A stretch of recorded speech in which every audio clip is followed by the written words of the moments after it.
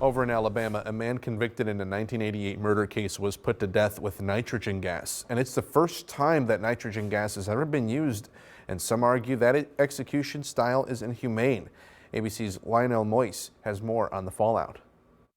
The state of Alabama executing death row inmate Kenneth Smith overnight, marking the first time in U.S. history nitrogen gas was used to carry out capital punishment. Smith was pronounced deceased by physicians at 8:25 p.m. Central Standard Time. The Supreme Court had denied an appeal in a 6-3 decision, with the liberal justices dissenting.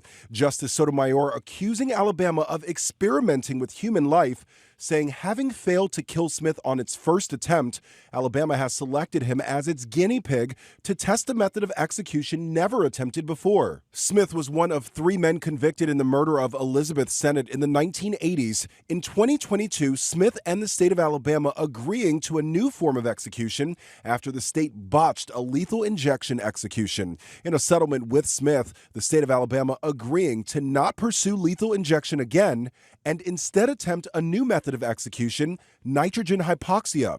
Smith only eating some of his final meal. His last words were, "Tonight, Alabama causes humanity to take a step backwards. I'm leaving with love, peace, and light." Nitrogen hypoxia has been controversial, with advocates noting that a version of the method has been used in some assisted suicides in Europe.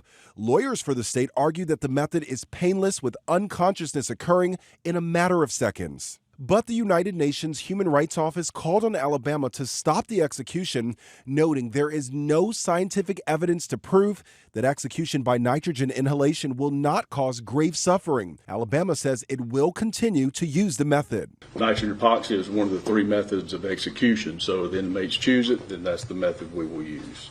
Lionel Moise, ABC News, New York.